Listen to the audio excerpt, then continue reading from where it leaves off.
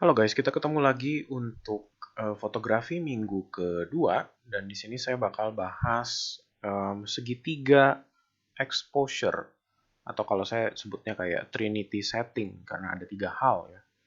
Ada shutter, ada aperture, dan ada ISO. Yuk kita bahas.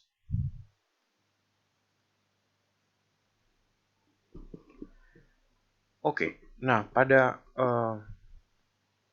agenda biasanya kalau situasi kita memungkinkan, kita bakal mencoba nanti di sesi kedua ada lab ya, cuman mungkin kalau untuk sekarang jadi kalian berlatih sendiri di rumah. Tapi kita mau bahas masalah apa namanya mode kamera di sini. Ada shutter priority, ada aperture. Terus nanti ada shutter, aperture, dan ISO-nya sendiri dalam mode manual, gitu ya. Jadi saya mau tunjukin dulu kira-kira ketika kita lakuin settingan-settingan ini apa yang terjadi gitu. Efeknya apa ke gambar gitu. Oke. Nah, ini yang saya bilang tadi sebagai segitiga dari exposure. Karena kalau kita lihat ada ISO. Nah, ISO itu seperti ASA. Kalau kamu ingat di minggu lalu ada yang seperti apa? Sensitivitas cahaya yang ada di film dan itu ada angkanya biasa 100, 200, 400, 800 terus sampai besar tuh angkanya 1600, 3200 dan lain sebagainya. Terus untuk shutter speed itu kecepatan shutter. Seper 250, seper 125, seper 60 ini mengecil. Makin kecil kayak itu tadi seper 8 detik, seper 4 detik, setengah detik sampai dia jadi 1 detik. Tapi bisa lebih lama dari itu lagi. Biasanya slow shutter itu bisa nyampe 30 detik. Di bawah 30 detik ada bulb namanya. Itu yang harus kamu pegang si tombolnya atau kamu biasanya pakai apa namanya ada tombolnya sendiri yang harus kamu tambahin.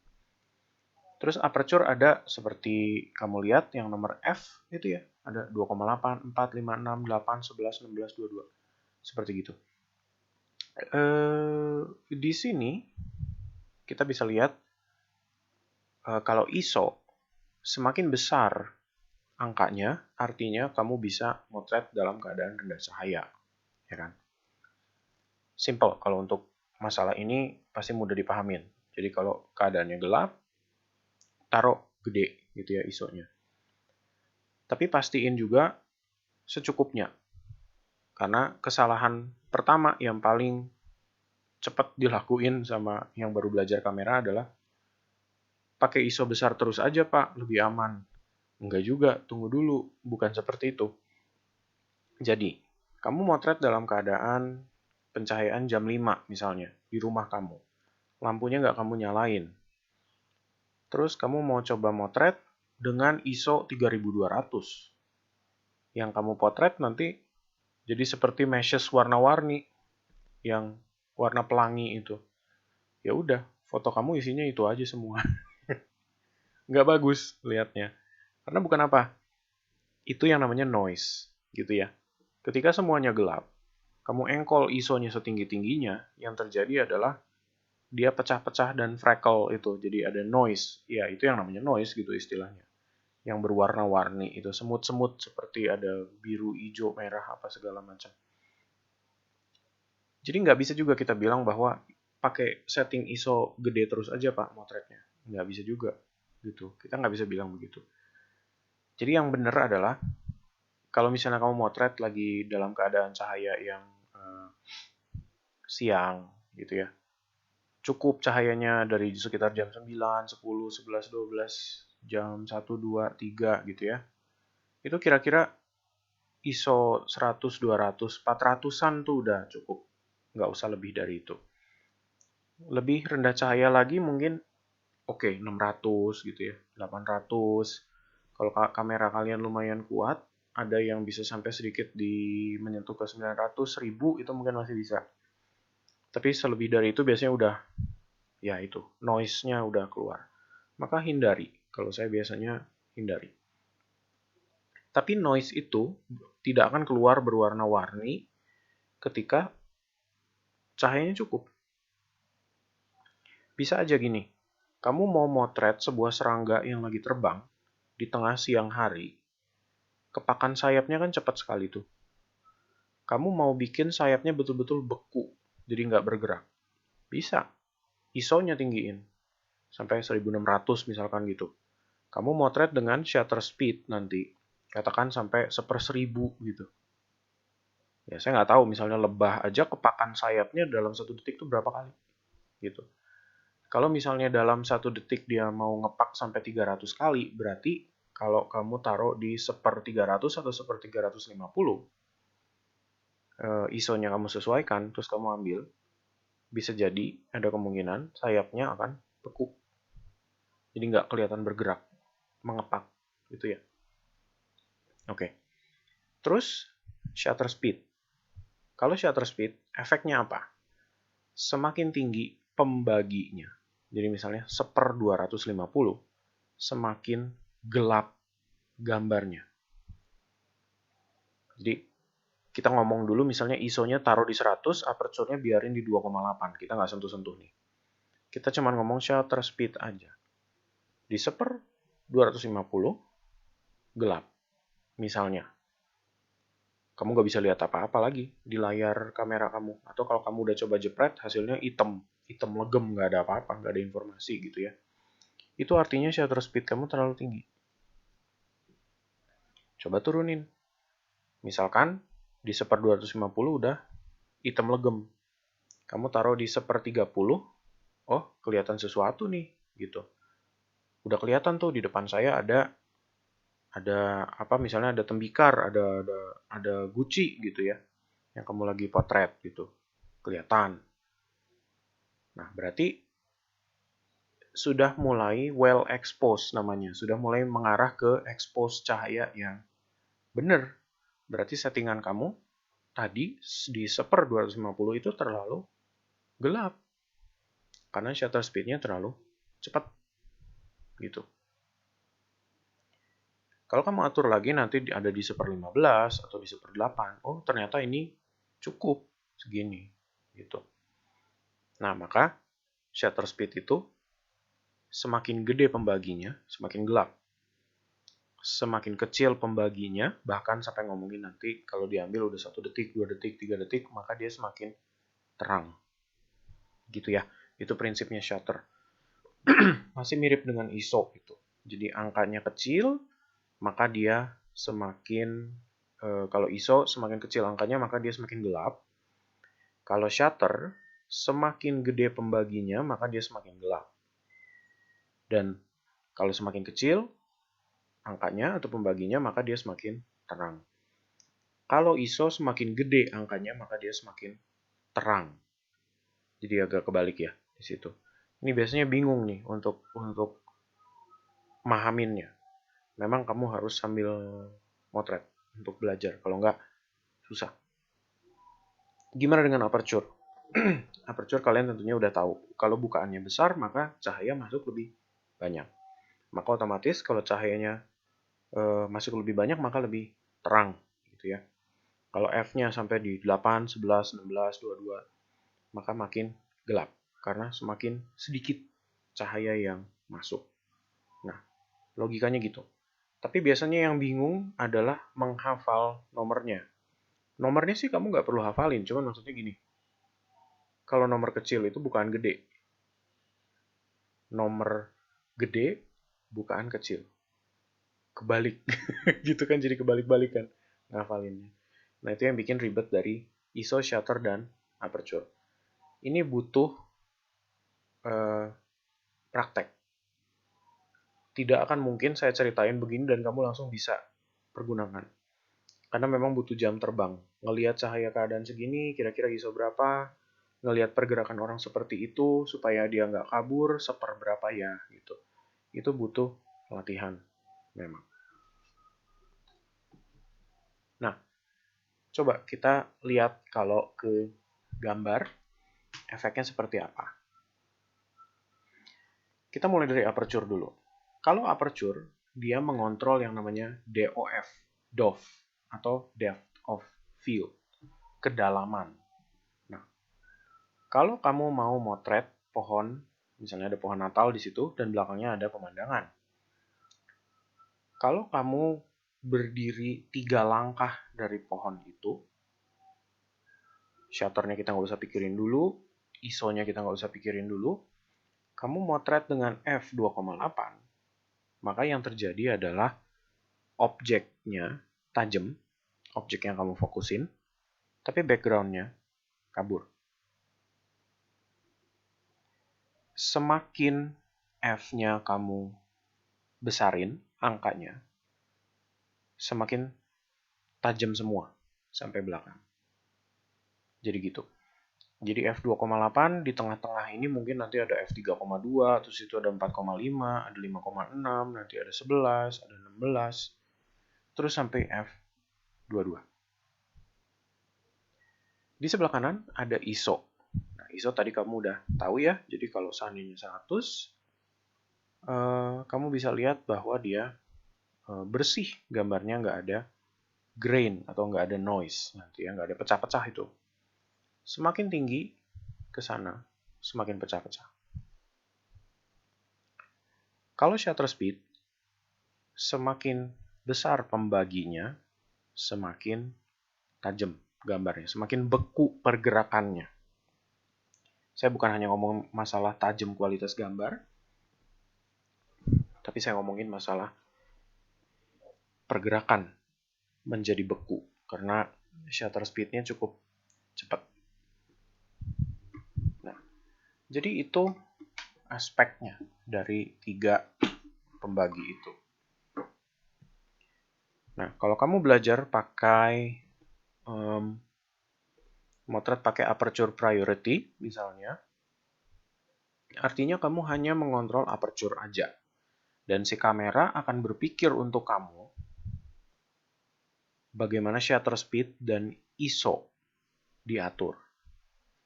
Nah, tapi perlu diingat juga dan perlu berhati-hati kalau kamu hanya main di aperture priority, ISO kamu otomatis bisa liar banget loncatannya. Kecuali di kamera tertentu ISO-nya bisa dibatasin, maka oke. ISO-nya bisa aja kamu batasin. Kalau saya nggak salah kamera Fuji tuh, Fuji berapa? Saya nggak ingat. Ada yang bisa dibatasin hanya sampai 500 misalkan gitu ya. Maka ya lebih enak motretnya kalau kamu nggak mau ISO keadaan tinggi. Maka dia normal-normal aja nanti. Nggak akan terlalu banyak noise dan nggak akan terlalu banyak grain di situ. Sedangkan kalau kamu ngambilnya pakai shutter priority, maka kamu hanya mengontrol shutter aja, kameranya akan berpikir tentang ISO dan aperture untuk kamu. Gitu. Tapi jeleknya adalah, lagi-lagi, kamu motret orang berjajar tuh ke belakang. Nanti, kamu shutternya cukup, kamu taruh di 1/250, sekalinya kamu potret, 2 orang yang di belakang orang pertama kabur. Karena aperture-nya tidak sesuai sama apa yang kamu mau. Kan gitu. Nah, itulah tidak enaknya kenapa kamu kalau pakai mode yang manual, program auto atau setengah auto. Seperti aperture atau shutter priority. Jadi seperti itu. ISO sih bisa dibikin otomatis, bisa dibikin enak, bisa dibikin mudah, tapi ya biasanya itu terjadi. Untuk memahami lebih lanjut, kita bisa lihat juga gimana kamera dan mata kita itu sebetulnya mirip cara kerjanya. Itu yang nyebabin kenapa kalau kita melihat gambar dengan kamera profesional lebih enak gitu ya ngelihat gambarnya, karena mata kita tuh bukan tipe yang kalau kita melihat gambar dari dekat tajam semuanya gitu kan, pasti ada kaburnya tuh. Ini misalnya contoh foto yang di sini, foto ponakan saya, kalau kita lihat betul-betul tajam, tapi di belakang sana ada om saya yang kabur gitu. Itu kan seperti mata kita gitu. Kamu boleh coba acungin jari kamu bawa lumayan deket dan kamu fokus untuk melihat jari kamu. Yang terjadi adalah background yang ada di belakang sana kan kabur, ya kan? Karena fokus kamu deket. Nah, Kita bisa coba perbandingkan itu. Jadi shutter speed itu mirip seperti cara mata kita berkedip. Jadi ya semakin cepat shutter speednya dari pembagi itu ya, 1/250, 1/500, maka ya seperti bayangannya ya, kalau di mata kita maka kedipannya semakin cepat gitu. Berkedip supaya seolah-olah kayak oh kita menerima gambarnya dan memproses di pikiran gitu ya. Sedangkan aperture itu kayak si pupil. Pupil manusia itu kan bisa dilatasi ya namanya ya. Bisa dilasi itu. Dan kalau keadaan ruangannya gelap, mata kita juga biasanya pupilnya juga membesar si itunya ya supaya cahayanya lebih banyak bisa masuk. Yang mungkin kelihatan lebih jelas juga tuh seperti mata kucing tuh kalau kalian lihat ya. Itu akan kelihatan kalau siang hari dia kecil, kalau lagi malam dia kan gede gitu ya. Terus ISO, nah kalau ISO di mata kita tuh agak mirip seperti kalau kamu membiasakan diri di dalam ruangan gelap, maka nanti akan kerasa kayak ruangan itu nggak terlalu gelap lagi gitu kan. Tapi kalau kamu baru dari cahaya eh, terik banget di luar sana, di luar rumah, kamu masuk ke dalam satu ruangan yang gelap, mata kita kesulitan beradaptasi tuh di situ. Jadi kadang-kadang, ini gelap banget nih gitu kan, kayaknya gitu ya. Itu karena ada zat tertentu tuh yang belum mengumpul di dalam mata. Nah, jadi ISO tuh kalau di kamera seperti itu. Cuman bedanya kan kalau di mata kita kemampuan sensitivitas cahayanya lebih makan waktu ya. Kalau di kamera lebih cepat. Jadi tinggal kamu atur aja dia udah langsung bisa mengikuti. Gitu. Nah, aperture ini sinonimnya biasa disebut bisa juga diafragma, bisa juga disebut F ya. Atau kalau saya biasanya suka nyebutnya bukaan. Bukan berapa gitu. Kalau saya tanya aperture berapa gitu. Berarti kamu harus tahu itu F-nya berapa di situ. Oke, saya nggak akan bahas lagi efek-efeknya tadi udah ya. Jadi F itu biasanya loncatannya seperti itu tuh. Nggak perlu dihafalin sih. Tuh ya. Ini saya juga udah tunjukin. Jadi F-nya huruf kecil, berarti dia bukannya besar, tapi kalau figur angkanya makin gede, maka dia nutup malah jadi kecil. Nah, di sini saya mau jelasin masalah ketajaman tadi itu.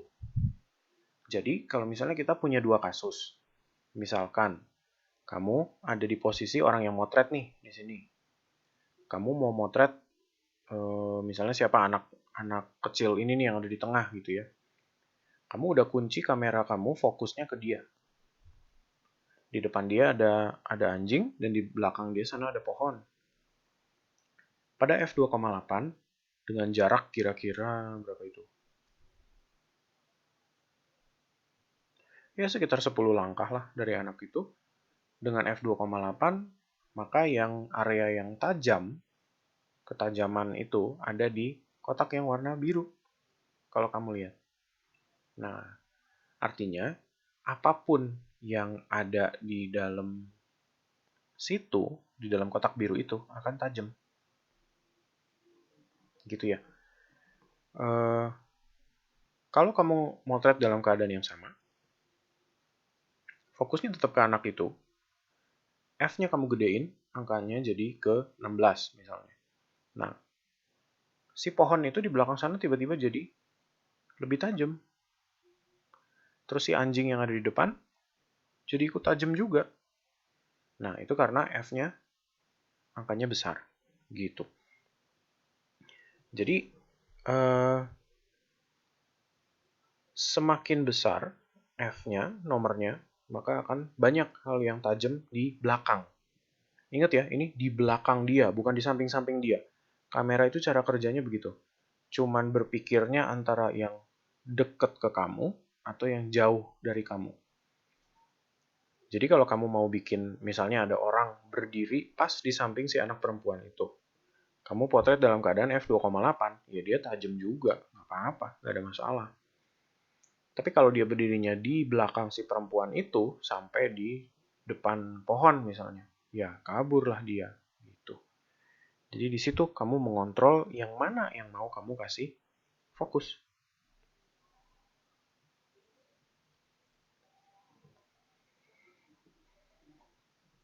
Nah, apa itu bokeh? Banyak orang nanya, dan ini berkenaan banget sama sama aperture. Kalau kamu pengen bikin bokeh, yang kamu perlu lakuin adalah buka aperture segede-gedenya dan coba ambil atau foto objek atau apapun sedekat mungkin yang kameranya bisa. Itu udah pasti dapat bokeh. Nah, tapi itu keadaan ekstrim, jadi saya memaksa untuk terjadi bokeh, gitu ya. Nggak mungkin kan setiap orang motret dengan keadaan bokeh terus. Nggak mungkin.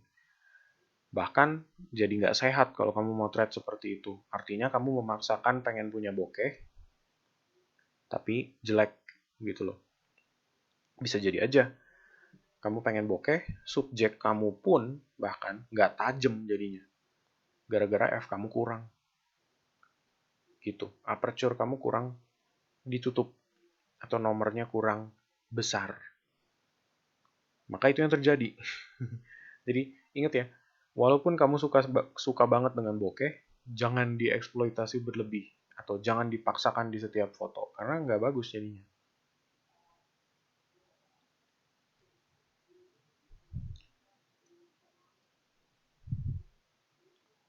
Nah, di situ ada contoh juga. Jadi sebetulnya gambar yang bagus itu kalau kamu bisa mengontrol betul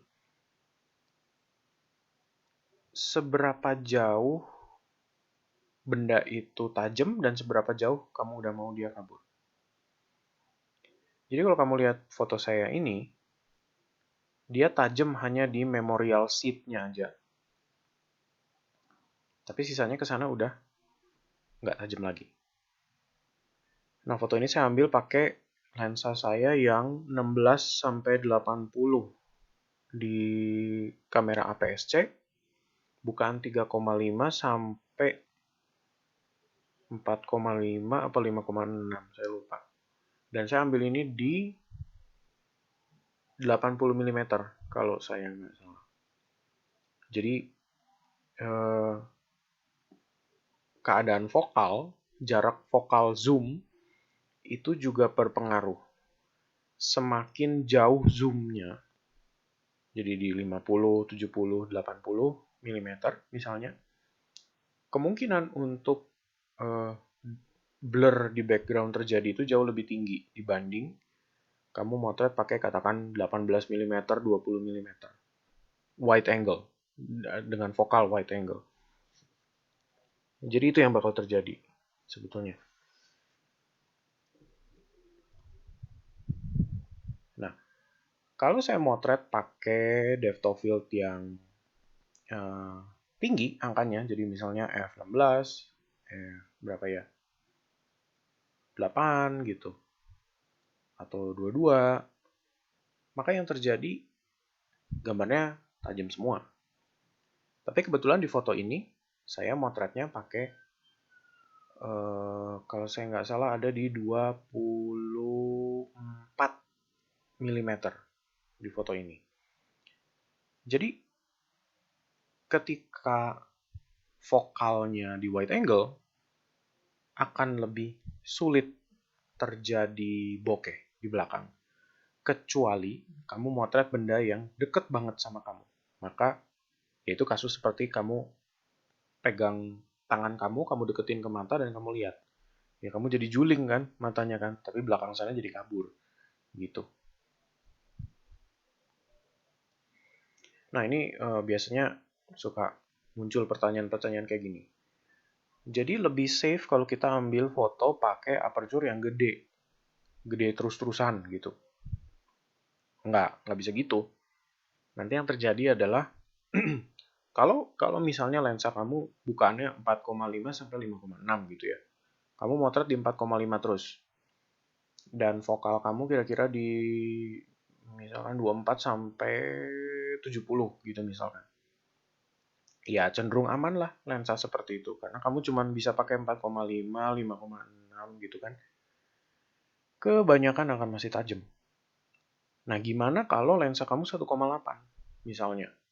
1,8 terus 50 mm. Kamu motret pakai 1,8 terus. Yang terjadi nanti kamu motret orang, bisa-bisa dia lagi senyum gitu kan, giginya tajam, matanya kabur. Kan gimana motret orang giginya tajam, matanya kabur gitu kan salah artinya. Motret orang itu selalu matanya tajam kemana-mana gitu kan. Dan juga aneh, kalau misalnya kamu bikin matanya tajam, hidungnya mancung gitu misalnya, hidungnya nanti jadi blur. Wah, jadi aneh juga gitu kan motret kayak gitu. Nah, jadi nggak bisa, jawabannya nggak bisa, kamu cuman pakai aperture gede terus gitu. Itu juga nggak mungkin. Nah, terus ada lagi orang yang berpikir, ya udah kalau gitu saya tinggalin aja f-nya di 5,6 atau 6,0 supaya aman gitu kan. Nggak bisa juga, nanti kamu masuk ke ruangan rendah cahaya, yang terjadi adalah kamu butuh cahaya gitu. Jadi pasti kamu buka nanti jadi ke 3,5, ke 2,8 misalkan gitu. Kalau kamu punya lensa dengan bukaan seperti itu. Nomor 3 juga tergantung sama tendensi dari era itu sendiri. Misalnya di zaman fotografi yang pakai film, orang cenderung motret untuk keperluan apa sih?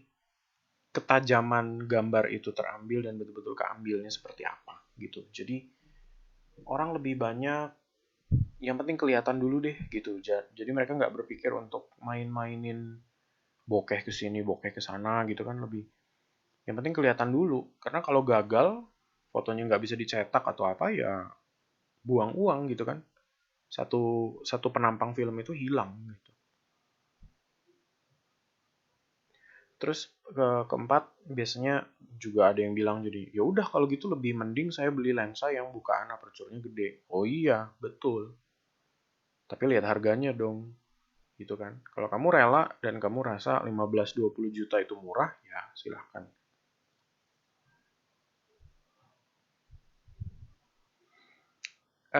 Terus shutter speed ya. Nah, shutter speed tergantung ya. Jadi seperti saya udah bilang di minggu lalu mau kamu taruh di depan atau belakang, terserah kamu. Saya nggak ngatur. Enaknya kamu aja gimana. Shutter speed itu loncatannya seperti ini. Jadi bisa jadi shutter speed lambat kalau dia 1 detik, 2 detik, 3 detik. Tapi ketika ngomong dia udah dibagi setengah, seperempat, seperdelapan, seperlima belas terus sampai seperberapa itu ribuan, maka dia ukuran sedetik itu akan dicacah, akan dipotong semakin cepat gitu ya. Jadi 1 detik dibagi 250, bayangin tuh seberapa cepatnya gitu kan. Kalau seandainya itu terjadi di depan mata kamu, kamu udah nggak akan bisa lihat. 250, 1 detik dibagi 250 gitu. Ya, gitulah. Nah, efeknya apa ke benda-benda yang kamu foto shutter speed itu? Bakal kelihatan. Satu, kalau misalnya kamu ngambil dalam keadaan 1/1000, contohnya misalnya di gambar itu, maka butir-butir airnya itu akan kelihatan membeku seperti dia terbang di udara. Di 1/125, sorry, dia bakal sedikit kabur. Jadi ada bagian-bagian air itu yang akan kabur, tapi ada tertentu yang mungkin sedang dalam gaya lemparan ke atasnya itu dia akan beku. 1/25 akan menuju kabur. 1/15 akan seperti itu. Jadi lebih kabur lagi. Jadi tekstur airnya akan seperti apa istilahnya? Salju, akan kayak salju gitu. Nah, ini saya tunjukin foto yang saya ambil pakai lensa makro saya. Lensa saya lagi itu 50 mm, bukaan paling gedenya 2,8.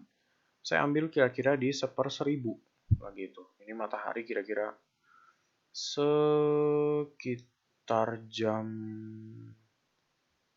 5. Sekitar jam 5.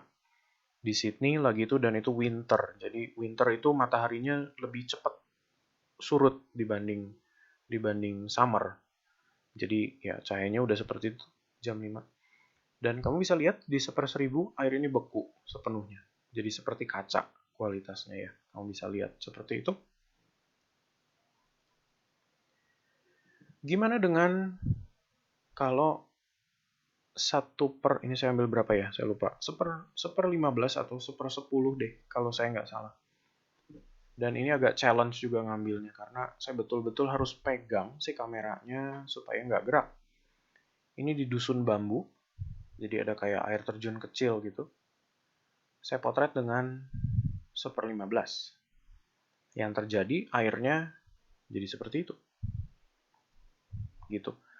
Jadi kamu udah bisa tahu bedanya sekarang antara shutter cepat dengan lambat ke air. Kekurangannya adalah kalau kamu ngambil pakai shutter lambat, idealnya memang kamu harus punya tripod. Tapi kalau seandainya enggak, dan kadang-kadang kita memang butuh ngambil foto dengan shutter lambat, tapi kita nggak punya tripod misalnya. Jadi trik yang bisa kamu pakai tuh kamu cari tempat untuk naruh kamera, atau ya kamu pegang se-steady mungkin yang kamu bisa.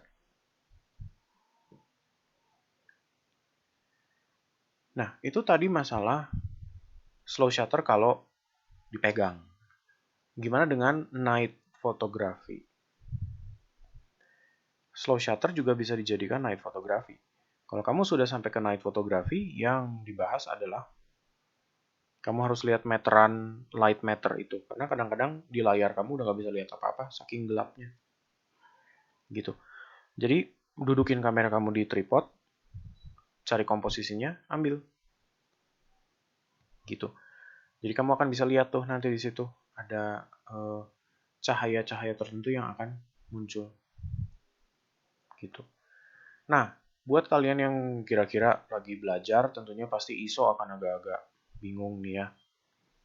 Kalau saya, biasanya ada guide ini nih. Jadi ISO 100-200 biasanya di hari-hari yang pas siang, terang.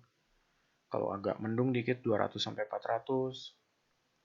Kadang-kadang di 400-800 itu nggak harus flash indoors, cuman kalau misalnya memang butuh dalam ruangan dan agak gelap, itu boleh dipakai segitu.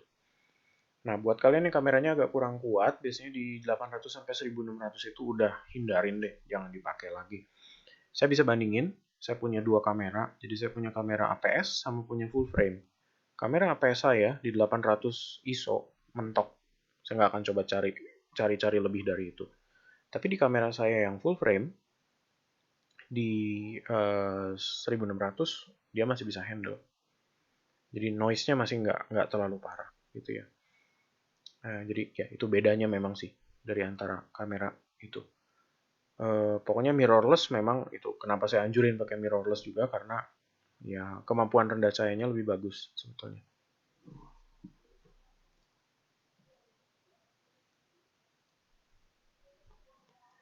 Oke, light meter ini saya nggak akan bahas sekarang. Nanti kalau kita mudah-mudahan ya kalau kita bisa masuk studio, saya bakal kasih tahu ke kalian gimana cara pakainya. Nah, ini masalah kualitas exposure sekarang yang saya omongin. Jadi kalau misalnya kamu motret satu kembang itu tuh, kita mulai dari yang tengah sini ya. Jadi normal exposure tuh. Kalau misalnya normal exposure katakan di 1/250 gitu misalkan. Itu sudah keadaan paling enaknya. Jadi nggak terlalu terang, nggak terlalu gelap gitu ya. Detail bendanya keluar, sudah kelihatan. Ketika kamu taruh ke 1/250 misalnya, maka dia akan turun jadi ke underexposed tuh, satu stop di situ. Dan dia akan jadi menggelap.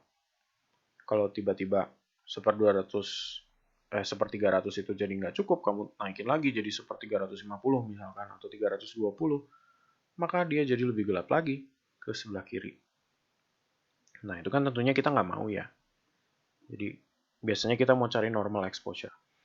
Tapi lagi-lagi tergantung dari gaya motret kamu, seperti yang saya bilang.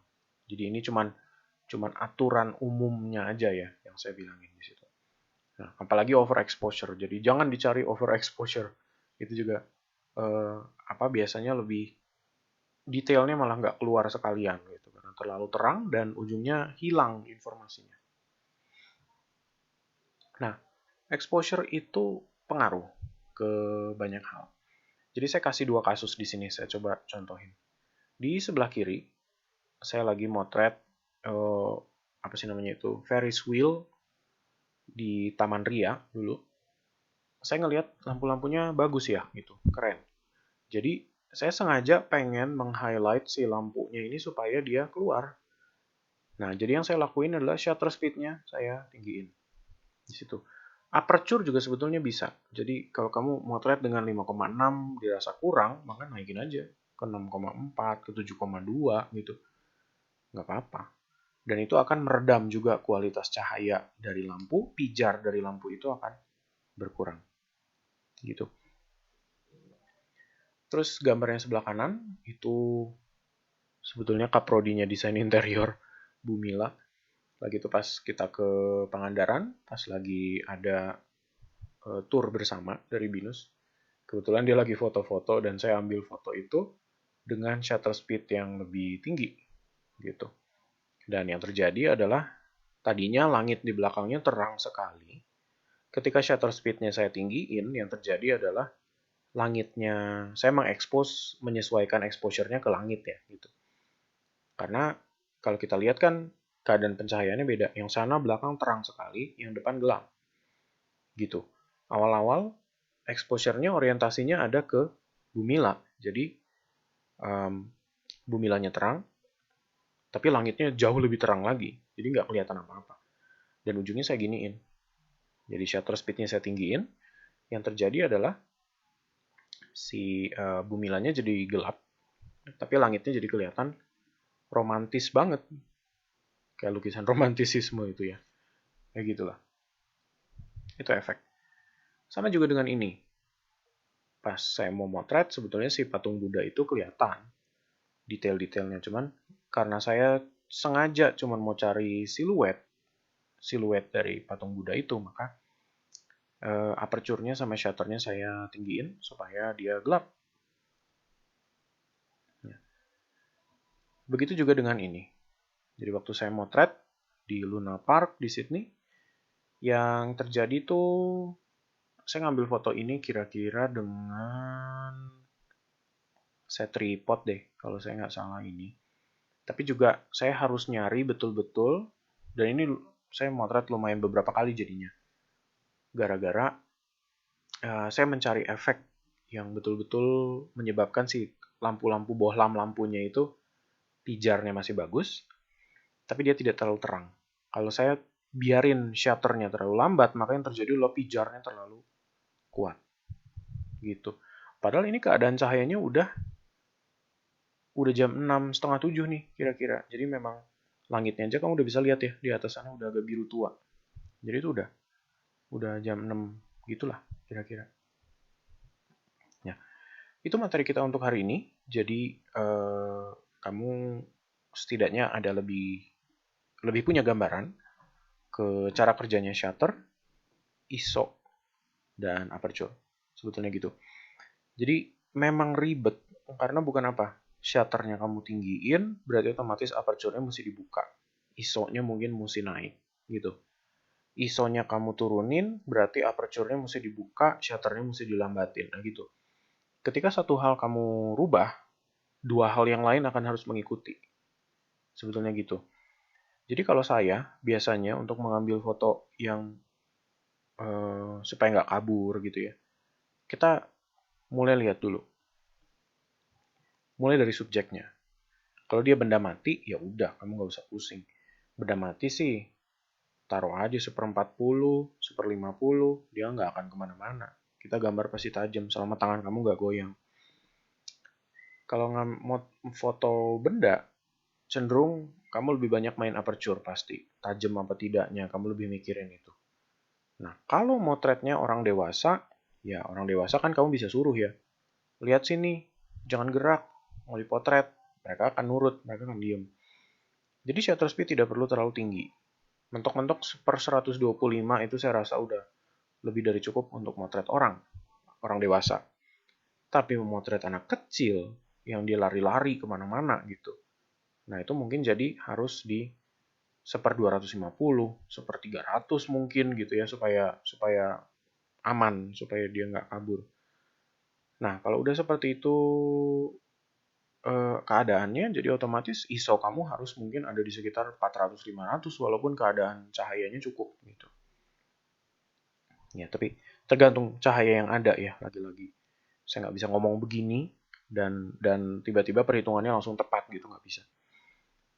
Aperture-nya maka otomatis mengikuti, apa dibuka, apakah bisa di 6, atau 7, gitu. Nah, itu terserah kamu. Lagi-lagi. Jadi yang saya mau sadarin ke kalian adalah dengan satu setting berubah aja, dua pengukuran exposure, 2 unit pengukuran exposure yang lain pasti akan ikut bergerak juga gitu. Itu ribetnya fotografi manual. Jadi seperti itu. Nah, untuk ke minggu depan, jadi tentunya banyak-banyakin aja latihan. Coba-coba aja motret apapun yang ada di sekitar rumah kamu. Praktekkan sendiri ya. Biasain dengan mulai menggunakan mode manual. Kalau di minggu lalu kita masih pakai shutter atau aperture priority, it's okay. Di minggu ini mulai ya untuk pakai manual. Karena memang disitulah kamu harus mulai belajar untuk mengambil setting dan kuncian fokus dari lensa itu sendiri. Oke, saya tutup di sini. Terima kasih.